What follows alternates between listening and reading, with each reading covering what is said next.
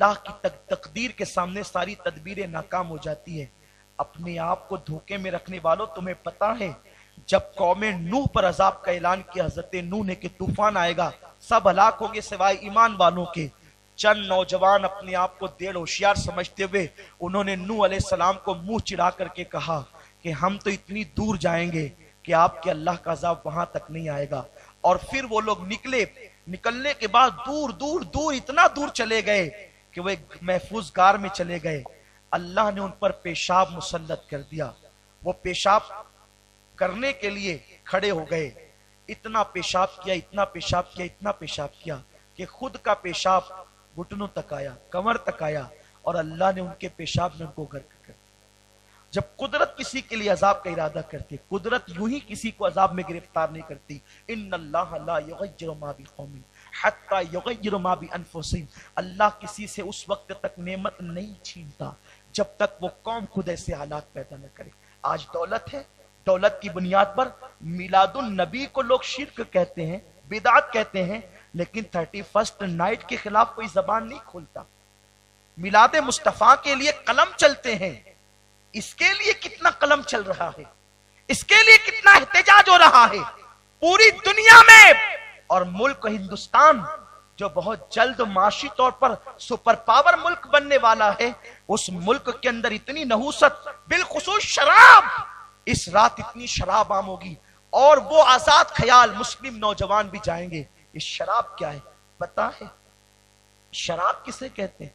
शराब उसी तरह नापाक और नजस है जैसे पेशाब नजस होता है। शराब की नापाकी और पेशाब की नापाकी दोनों इक्वल है, बराबर है। अल्लाह के रसूल गैब दा नबी सल्लल्लाहु अलैहि वसल्लम ने फरमाया, जिसने शराब का एक घूंट पिया होगा और बगैर तौबा के वो मर गया होगा, तो उसकी मौत पर के बाद जब उसकी कब्र में उसे रखा जाएगा तो उसके चेहरे को सूअर की तरह कर दिया जाएगा या तो बंदर की तरह, सिर्फ एक घूंट पर। इस हदीस को इमाम गजाली रहमतुल्लाहि ताला अलैह नकल फरमा रहे कि एक घूंट पर मैं हैरान था, मैंने पढ़ा तो हैरान था, एक घूंट शराब, उस पर इतनी सख्त वईद, इतनी सख्त वईद। क्योंकि कभी कभी रिवायत और दरायत जब ये दोनों एक दूसरे के गले नहीं मिलते तो कभी कभी तबीयत में उलझन सी पैदा हो जाती है। एक घूंट शराब, इतनी वईद। जब लोगों से पता चला तो मालूम हुआ कि कोई भी बंदा अचानक शराबी नहीं बनता कि एक दिन में वो 2-4 बोतलें पी ले और शराबी बन जाए, कभी ऐसा नहीं होता। अगर गैर शराबी 1-2 बोतल एक साथ पी जाए, या तो वो मर जाएगा या तो मरने के करीब हो जाएगा।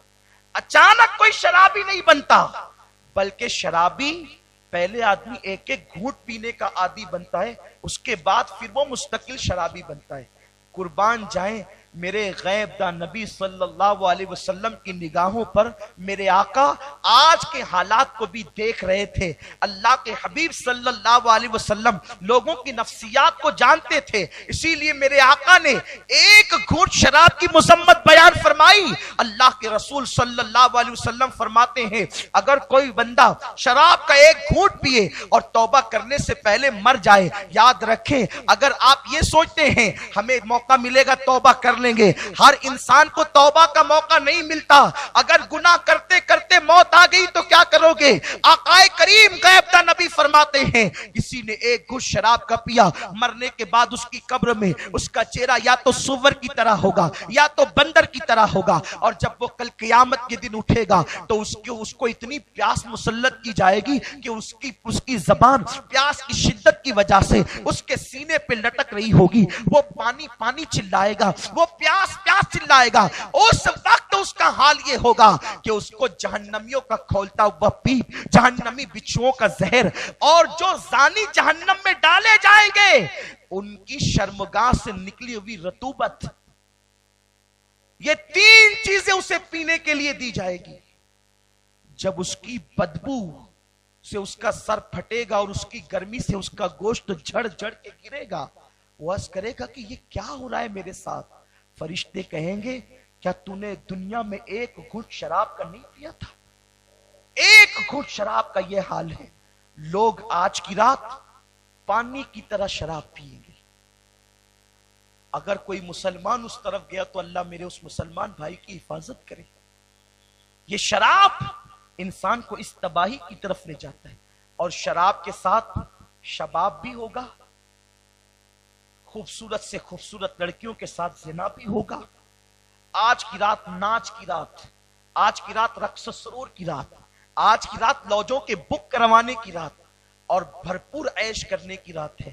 لیکن میں ان سے کہہ دینا چاہتا ہوں, آپ لوگ تو نیک لوگ ہیں, آپ نہیں گئے تبھی تو آپ یہاں آئے ہیں, لیکن جو جاتے ہیں ان تک ہمارا پیغام ضرور پہنچا دیں کہ بہت دن تک کے عیاشی کا موقع نہیں ملے گا, بہت دن تک کے عیش کا موقع نہیں ملے گا, بہت دن تک کے جرائم کا موقع نہیں ملے گا. اور اللہ اکبر, زنا وہ بدترین جرم ہے. اللہ کے حبیب غیب دا نبی مصطفیٰ کریم رؤوف الرحیم صلی اللہ علیہ وسلم ارشاد فرماتے ہیں کہ جب کوئی بندہ زنا میں مبتلا ہوتا ہے تو اللہ اس سے ایمان کو ایسے اتار لیتا ہے جیسے لوگ اپنے کپڑے اتارتے ہیں. زنا کرنے والا جب زنا کرتا ہے تو وہ مومن نہیں رہتا. زنا کرنے والا جب زنا کرتا ہے تو ایمان اس کے سینے سے نکل جاتا ہے اور چھتری کی طرح سایہ فگن ہو جاتا ہے. اور اپنی ماں بہن کے لیے غیرت سے کام لینے والے بھائیوں کو یہ پیغام بالخصوص تحفے کے طور پر دینا چاہتا ہوں. میرے پیارے آقا صلی اللہ علیہ وسلم کے پیارے دیوانوں, میرے غیب دا نبی نے ارشاد فرمایا, ہر قرض انسان اپنی طبیعت اور سہولت سے ادا کرتا ہے, لیکن زنا اس قرض کا نام ہے کہ تم اپنی طبیعت سے اسے ادا نہیں کرتے. ادھر تم زنا کرتے ہو, زنا وہ قرض ہے, ادھر تم نے زنا کیا, ادھر فوراً وہ ادا ہو جاتا ہے. یعنی تو نے کسی کی بہن کے ساتھ زنا کیا تو تیری بہن کے ساتھ بھی زنا کیا جائے گا, تو نے کسی کی بیٹی کے ساتھ زنا کیا تو تیری بیٹی کے ساتھ بھی زنا کیا جائے گا, تو نے کسی کی ماں کے ساتھ زنا کیا تو تیری ماں کے ساتھ بھی زنا کیا جائے گا. اس کو میں 2 حدیثوں سے مزین کرنا چاہتا ہوں. میرے آقا علیہ السلام کی بارگاہ میں ایک نوجوان آیا اور آنے کے بعد عرض کرنے لگا, یا رسول اللہ صلی اللہ علیہ وسلم, آپ مجھے زنا کرنے کی اجازت دیں. آخر کس قدر بے باک بھی لوگ تھے یا کس قدر نادان بھی لوگ تھے کہ لوگ آ کر حضور سے زنا کی اجازت بھی مانگ لیتے تھے. بلکہ میں تو یہ کہتا ہوں, نہ وہ نادان تھے نہ وہ بے باک تھے, بلکہ حضور کا کرم, حضور علیہ السلام کی عنایتیں, کبھی کبھی لوگوں کو معاذ اللہ, اللہ اکبر, کبھی کبھی لوگ حضور کے کرم اور حضور کی مہربانیوں کو اللہ اکبر دیکھ کر کے اس طریقے کی باتیں بھی کہہ جاتے تھے جیسے میرے آقا کی بارگاہ میں کہا, حضور مجھے زنا کرنے کی اجازت دے. فاروق اعظم نے تلوار نکالی, فرمایا اس بدبخت کی اتنی جرات کہ یہ میرے آقا کے سامنے یہ باتیں کرتا ہے. میرے آقا نے فرمایا عمر ٹھہرو. اس کے بعد حضور نے اس جوان کو بٹھایا اور بٹھانے کے بعد جو 3 کلمات کہے, 3-4 کلمات کہے, وہ اس کو بہت غور سے سنے. آقا فرماتے, اے جوان, کیا تو یہ پسند کرتا ہے کہ تیری ماں کے ساتھ زنا کیا جائے؟ کیا تو یہ پسند کرتا ہے تیری بہن کے ساتھ زنا کیا جائے؟ کیا تو یہ پسند کرتا ہے کہ تیری بیٹی اور تیری بیوی کے ساتھ زنا کیا جائے؟ وہ 4 دفعہ کہتا رہا, نہیں یا رسول اللہ, نہیں یا رسول اللہ, میں ہرگز اس کو پسند نہیں کرتا. حضور نے اس کے سینے پہ ہاتھ مارا اور عرض کی, اللہ اس کے دل میں گناہ سے نفرت پیدا کر دے. اس دعا کا اثر یہ تھا کہ اٹھنے سے پہلے اس کے دل میں زنا کی نفرت پیدا ہو گئی. بات تو یہی ہے, نتیجہ تو یہی ہے کہ تو جس سے زنا کرے گا وہ کسی کی ماں ہوگی, کسی کی بہن ہوگی, کسی کی بیٹی ہوگی, کسی کی بیوی ہوگی. جیسے تو ان کے ساتھ زنا پسند نہیں کرتا تو وہ کیسے پسند کرے گا کہ کسی کی ماں کے ساتھ زنا ہو, بہن کے ساتھ زنا ہو, بیٹی اور بیوی کے ساتھ زنا ہو. حدیث سے اشارۃ النص یہ نکلتا ہے, حدیث سے اشارہ یہ ملتا ہے کہ کیا تو یہ پسند کرتا ہے کہ تیری ماں کے ساتھ کوئی زنا کرے؟ مطلب یہ کہ تو کسی کی ماں کے ساتھ کرے گا تو تیری ماں کے ساتھ بھی زنا ہوگا. تو کسی کی بہن بیٹی بیوی کے ساتھ زنا کرے گا تو تیری بہن بیٹی بیوی کے ساتھ زنا ہوگا. آقا کریم فرماتے ہیں, البر لا یبلا والذنب لا ینسا والدیان لا یموت, اعمل ما شئت کما تدین تدان. نیکی کبھی بھلائی نہیں جا سکتی, گناہ کبھی پرانا نہیں ہو, گناہ نیکی کبھی پرانی نہیں ہو سکتی. गुनाह कभी बुलाया नहीं जा सकता, हर एक के लिए वही है जो वो करे, और तुम जैसा करोगे तुम्हारे साथ वैसे ही किया जाएगा। ज़िना वो कर्ज है, तुम चाहो न चाहो वो अदा होगा। अपनी बहन के लिए अगर दिल में गैरत है तो किसी की बहन पे नजर न उठाना। अपनी बीवी के लिए अगर गैरत है, किसी की बीवी पे नजर न उठाना। तुम दूसरों को तहफ्फुज दोगे, अल्लाह तुम्हारे घर की औरत को तहफ्फुज देगा। तुम किसी की आबरू की हिफाजत करोगे, अल्लाह तुम्हारे घर की बेटियों की आबरू की हिफाजत करेगा। और अगर तुमने किसी को पार्क में ले गए तो चाहे जितने ही पैरे बिठा दो, ये कर्जा अदा हो करके रहेगा।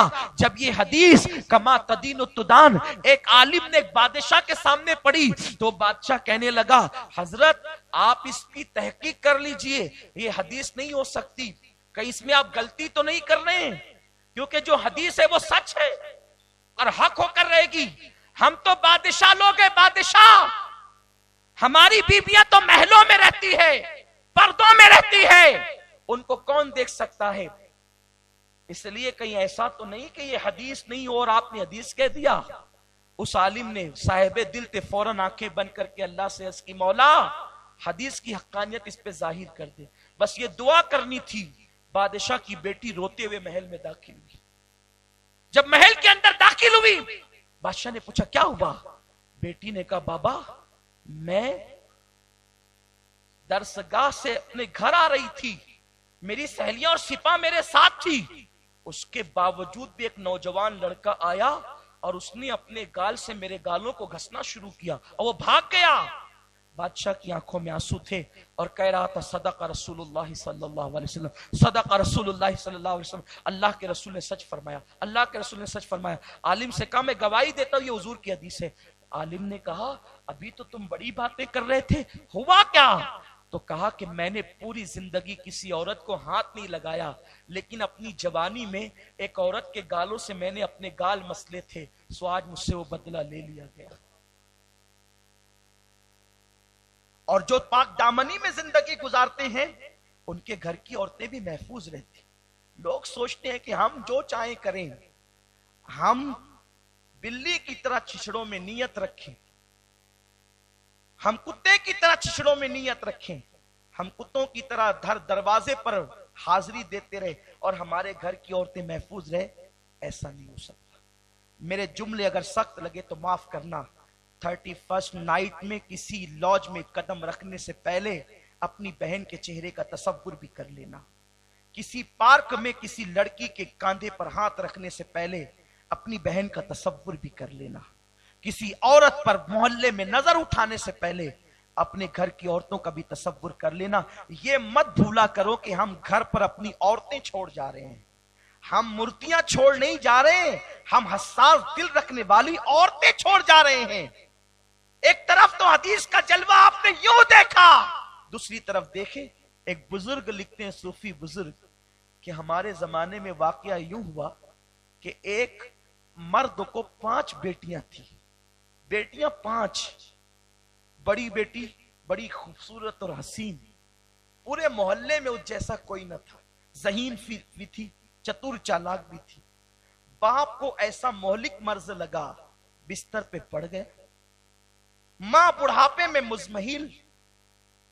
बेटी ने बहनों को फाके पे फाका करते देखा तो एक दिन शाम के वक्त बन संवर कर बुर्का पहनकर निकल गई और उसके जज्बात ये थे कि मेरी बहनें कब तक फाका करेगी, मेरी बहनें कब तक मुसीबत में जिंदगी गुजारेगी। बाप दर्द से रात रात पर सिसकता है, लोगों से भीख मांग मांग के थक गए हैं, लेकिन कोई मुसलमान हमारी मदद के लिए तैयार नहीं।